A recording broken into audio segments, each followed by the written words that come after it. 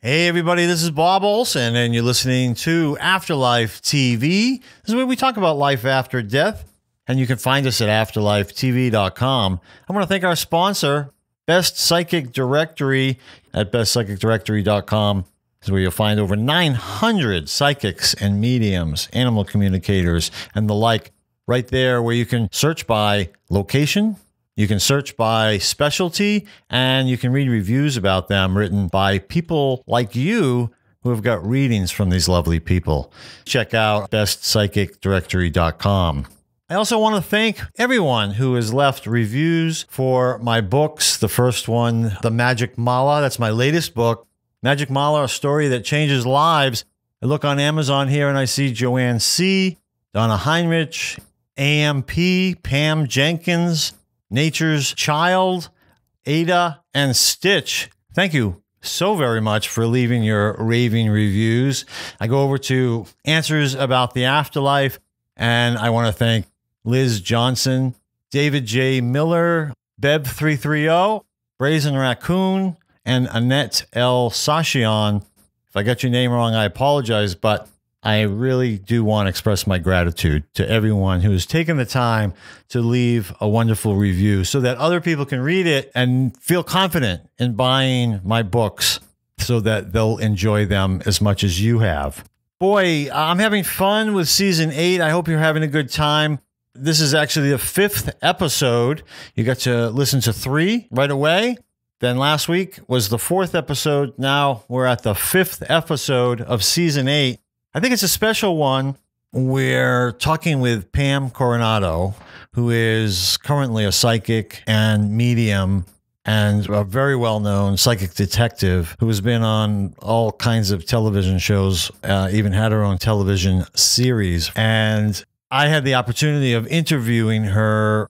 Now, it's important to note that she had 3 children, she was married, and she was going to school for subjects completely the opposite of what we're talking about here and what she does for a living right now. Although she knew she had some intuitive abilities, she never saw herself as a psychic. Then one day she had a dream.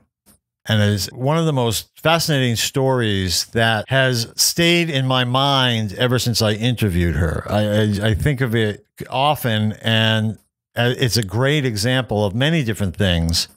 The first one that I just want to point out before you hear the first part of this story, we often talk about how the spirit leaves the body before a traumatic death.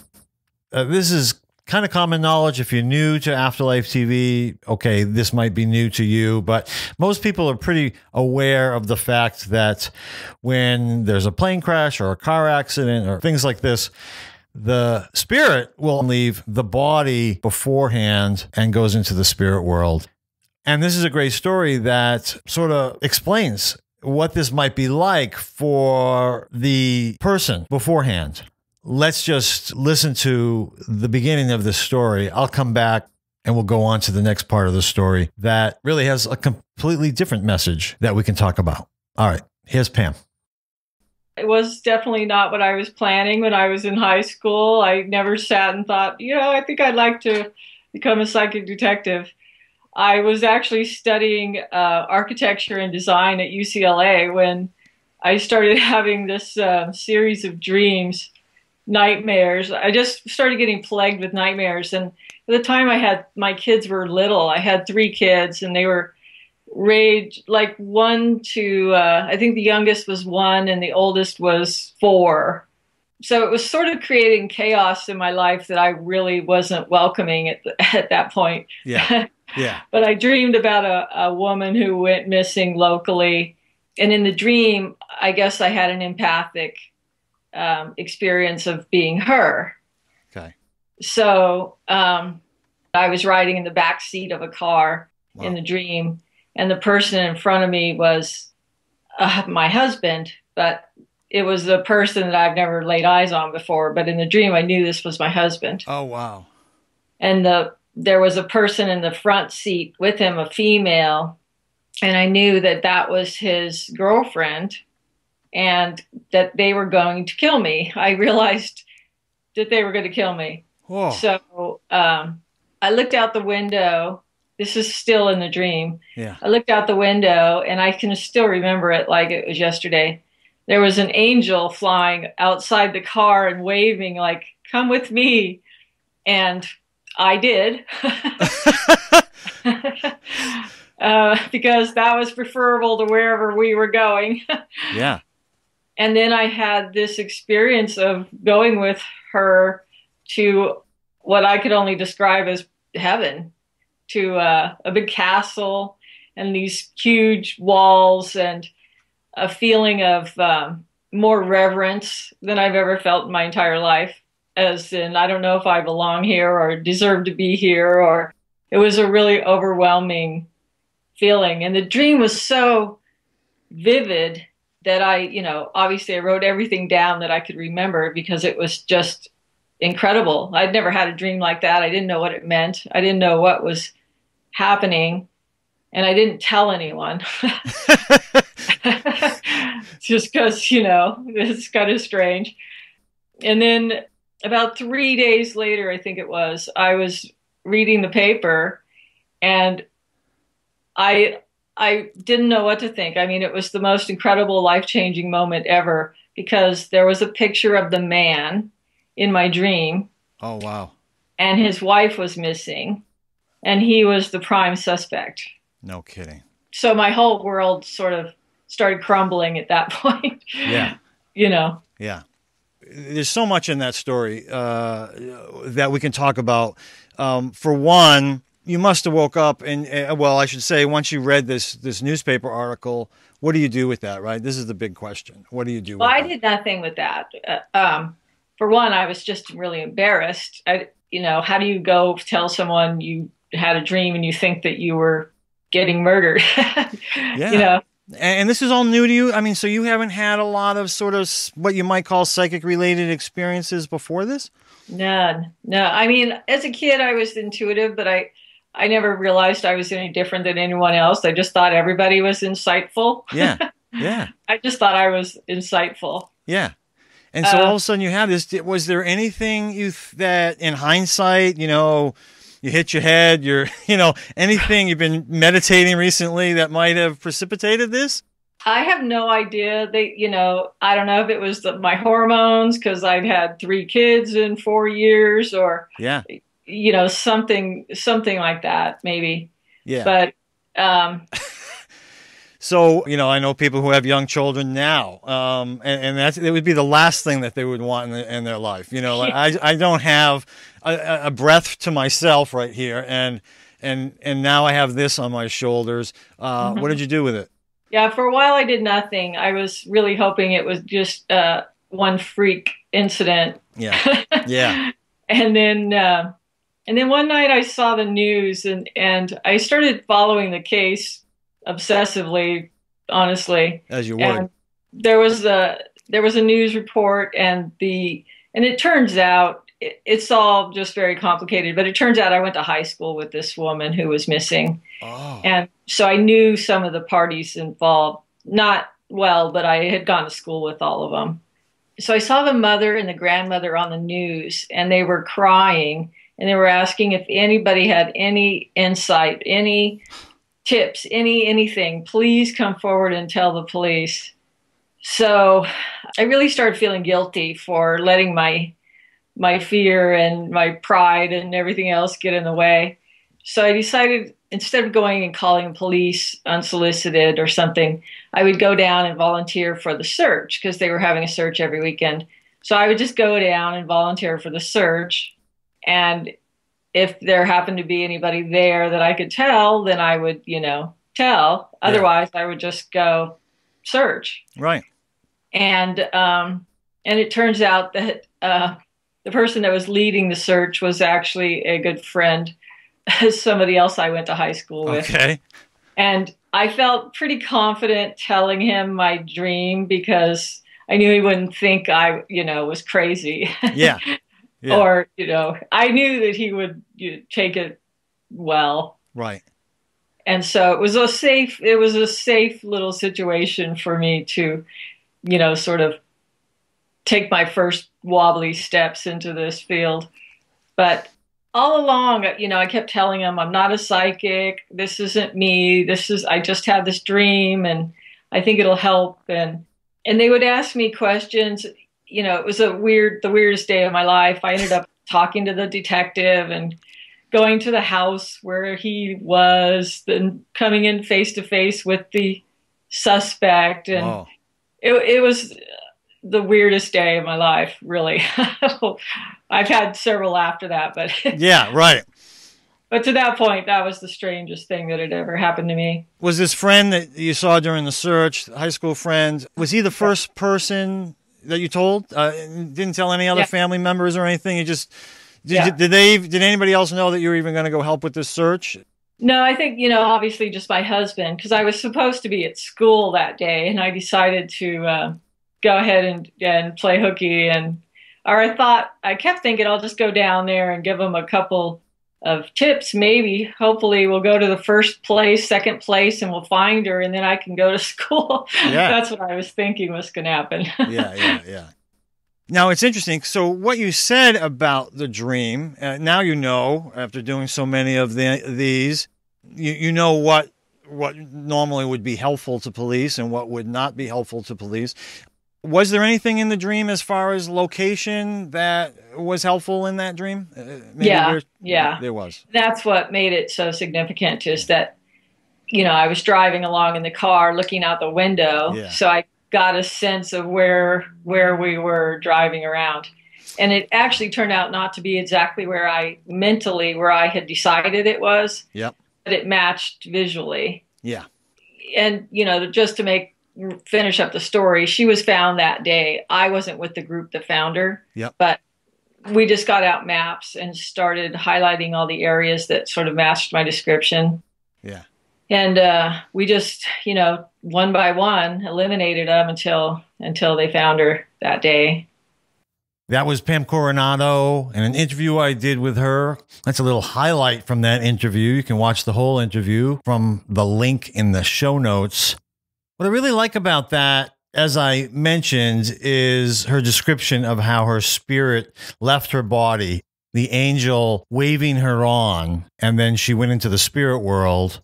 I really love her description of both of those things, and I think they're great examples of things that I have heard numerous times from people who have had near-death experiences, people in spirit who have communicated through mediums. Lots of evidence for that concept. And that's just one of the things that we can get from that incredible story. We'll talk more about that in a minute. But I think one of the questions that comes up when we hear this story, or stories like this, is something that I write about in my book, Answers About the Afterlife. There's actually two questions that come up. And the first one is, does my loved one in spirit want me to solve his or her crime? Which is just another way of saying, does my loved one in spirit want justice? The second question that comes up after that, and so we're going to talk about that here as well, is does my loved one in spirit seek vengeance? Now, if you're familiar with Afterlife TV, you already know the answer to that. And the answer to the latter vengeance one is without a doubt no. And I'll explain why in a moment, but going back to, does my loved one in spirit want his or her crime solved? Do they want justice? I'm going to have Alan read from Answers About the Afterlife. This is a clip from the audiobook. This is Answers About the Afterlife. Subtitle is A Private Investigator's 15-Year Research Unlocks the Mysteries of Life After Death. You can check that out on bobolson.com. You can go straight to Amazon. You can get the audiobook there, or you can go to Audible if you're an audible.com member. All right, so let's listen to what I wrote in that book about these two subjects. There's actually going to be two clips, both of those questions regarding justice and vengeance. Here we go. Does my loved one in spirit want me to solve his or her crime? Does my loved one in spirit want justice? People in spirit have no use for justice, except when it will help their surviving loved ones feel better. So, no, they do not seek justice, and they do not care if their crime is solved. unless it will somehow benefit the people they love on the earth plane. Let me illustrate how this might happen. For example, if a mother is suffering because she thinks her daughter died by suicide, which is considered a sin in this mother's religion, yet the daughter was actually murdered, then the spirit of the daughter has a reason to want her crime solved. She wants her mother to know that she didn't take her own life. As a second example, if a man went missing because he was robbed and left for dead while taking a walk after an argument with his spouse, and his body was never found, he might want his crime solved so that his wife knows that he didn't run out on her, or that he didn't take his own life because of the argument. From a spirit world perspective, the only purpose in having crime solved is to reduce the suffering of those still living. Otherwise, the truth of every crime will eventually be known, since we'll all find out what really happened once we die and return to the hereafter. And since there is no concept of time in the afterlife, people in spirit don't feel like they have to wait long for their loved ones to learn the truth about their crimes, so there is no rush for the truth to be known. Most spirits say it's like a blink of an eye before all their loved ones are with them again on the other side. Many times, a crime is left unsolved because it serves the best interest of the people living. What I mean by this is that it fulfills those people's pre-birth plans to have this experience. Why? Because not knowing if your son took his own life or was murdered, for example, is a very challenging human experience. Each possibility holds different meaning to the surviving loved ones, so they don't know what to think or how to deal with it when the mystery is left unsolved. Yet this alone is an experience that a soul might choose to know, so the mystery might go unsolved forever, or the mystery might eventually be solved, depending upon the soul's desires. Does my loved one in spirit seek vengeance? Vengeance is a human concept that does not exist in the afterlife. It's of a lower energy. Much like jealousy, hatred, and fear, such negative thoughts are impossible for spirits living in the light of the universe. Thus, no person in spirit would ever desire it. People in spirit know only love. As a result, they actually believe in the idea of turning the other cheek. They know that two wrongs do not make a right, and therefore, two acts of hatred can never make an act of love. So vengeance is something they never desire. Instead, they prefer forgiveness. You forgiving any person who might have been responsible for that person's death or for harming them during their human life. It's not an easy task for many people, but that's what spiritual growth is all about. Forgiveness is actually less about letting the other person off the hook than it is relieving yourself of suffering. When you carry the weight of blaming someone with contempt, it is actually your burden to carry. But when you release them of that blame and contempt, you release yourself of holding that negative energy inside you, which raises your overall vibration of love. Great. Again, that's Alan Adelberg. He did the voiceover for Answers About the Afterlife audiobook. Thanks, Alan. I love those two questions because they say so much about our relationship with our loved ones in spirit, or really their relationship with us. There's so many things that we would think that they would want, but that's just us projecting our human qualities onto a spirit, right? It's also us living in a place where there is evil as well as love and projecting that onto spiritual beings that live in a place where there is only love. There is no evil. There's no crime. And so when it comes to asking these questions about, does my loved one want anything? It always comes down to only if it's going to help us in some way. Our loved ones don't need or want anything from us. They are worried about us. And that's not even a good word. They care about us. They have compassion around us. So if it's good for us, then sure. And that's when they would help us to find the person who murdered them, that sort of a thing. Now, as mentioned, if it's not meant to be, if there's lessons for us in not ever finding out who did it, not ever solving the crime, then again, it's all about us. And there's not going to be any frustration on their part, and you don't need to feel like a failure or that you failed them if you're unable to solve their crime because maybe it's just not meant to be. And again, it's all about you. Well, now I just want to digress a little bit and finish off Pam Coronado's story. I think it's such a fascinating story. And really, the reason I'm playing this is because it's such a great example of what happens in our lives when we are in touch with the flow of life, when we are really more aware of what's going on in our lives. Sometimes we sit around and we go, oh, I just wish, my spirit guides would guide me, or I wish I knew what I wanted to do in life. And sometimes the signs are all there for us. The path is perhaps laid out for us, but we just don't see it because it's not something we want. And this is a great example because in Pam's case, this isn't something she wanted, was to be a psychic or a medium or a psychic detective. But it seems as though, if we look at all the signs and we hear this story, that this is perhaps a path that was meant for her. Now, if she didn't take this path, that's fine. There's nothing wrong with that. She has free will. She gets to make that choice, and her life is going to turn out fine, no matter what. But when we're in the flow and we're paying attention to what is flowing into our lives and what is falling into our laps, then sometimes life is just a lot easier for us, and we get a great deal of satisfaction or fulfillment out of that. So let's finish up Pam's story and just hear how things finished off for her, which led her in a completely new direction. Here's Pam.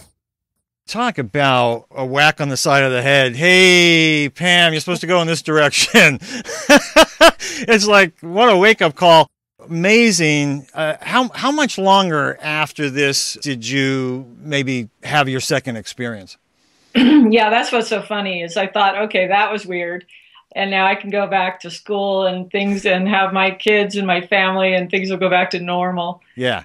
It couldn't have been more than a week where I got a call from someone. And it was really funny because, her daughter was missing. And she was frantic. And I said, how in the world did you even get my number? And she said, well, I talked to, his name was John. And she said he was the one that was in charge of the search party in the other case. And he gave her my number. So I told her, I said, I didn't dream about your daughter. I don't know how to help you. Yeah. Because I didn't dream about her. So and I'm not a psychic. I don't know what I'm doing. Right. They eventually convinced me to, I don't even know where it came up, but they convinced me to be hypnotized. Oh. And so I guess it was a psychic that had done crime work before. She hypnotized me and started asking me questions. And I thought I was just making stuff up. It seemed like I was making stuff up. Yeah. And that turned out to be another pretty big case that got solved quickly that from LA, from Los Angeles. So, well, and with the help that you gave them? Yeah, in that case they found her. They had the girl. Yep. By the time I got involved, but she was from my town, which is 60 miles north of Los Angeles. So her body had been found in Los Angeles. Oh. And so they were really looking for a suspect. They were looking for the person that did this. And like I said, I was new at this and just kind of learning, and I made a lot of mistakes out in the field, but I kept hearing his name as Rosen. I thought his name was Rosengren. And I described a lot of things about his personality and his relationship to the girl, which got the mother thinking about someone that she knew. Yeah. And she gave his name to the detectives. And when they ran him, he had prior incidents. And so they had DNA on him. And it turns out that was him. Wow. But his name was Robinson. So close, right. Yeah. Working on my intuitive hearing. Yeah, exactly. Oh my God, your mind must have been blown because, okay, you have a dream. So you have a dream, you understand. We know what dreams are. You have a dream, but this is a very lucid, vivid dream. So this is unusual. All right. But now all of a sudden you're pushed into this second case, and don't even know you're really a psychic, and so they use hypnotism, which is basically deep meditation, to ask you questions and get more information, which again leads to solving this crime. It's amazing to me. There's people all over the world who are searching for their purpose in life. Yours just falls right down on top of your head. Right. And for the first time ever, after this started happening, for the first time ever, I finally figured out that this is what I wanted to. Yeah. It took a while. Yeah. I fought it for a while, but I started to realize this is where I feel like I finally fit. Like, this is it for me. Yeah, which is awesome. Okay, I packed a lot into one episode. There's a lot of variety here. Maybe you weren't too interested in one thing, but the other things were pretty exciting for you. Again, we talked about when the spirit leaves the body before a traumatic death. We talked about whether our loved ones want us to solve their crimes, or if they want justice or even vengeance. And then we also talked about following our path in life. What is our path in life, and how might we know what that is? For Pam, it seemed pretty obvious. For other people, maybe not so much. But it's very easy for us to say, oh, this was really obvious for Pam. That was just fell in her lap. And in some ways, that's true. In other ways, she certainly could have resisted it. She could have had that first dream, and she could have just put that away, never told anybody about it, forgot about it, and moved on with her life. Does that mean she wasn't going to have more dreams later on? Probably not. But she always had that free will choice to do that. Say, I'm not going down that road, and therefore I'm going to forget about it. And she didn't. She went with it. She went with the flow, and look what happened. This is the point of the end of this episode that I'm trying to make. I think there are things that fall into our laps that we wouldn't necessarily see it as such. Maybe because we ignore it. We don't want to look at it. We don't want to go there. And so I'm encouraging you to pay attention to those things and think about them and consider, what if I went with that? What if I followed that path, and just to see where it might go?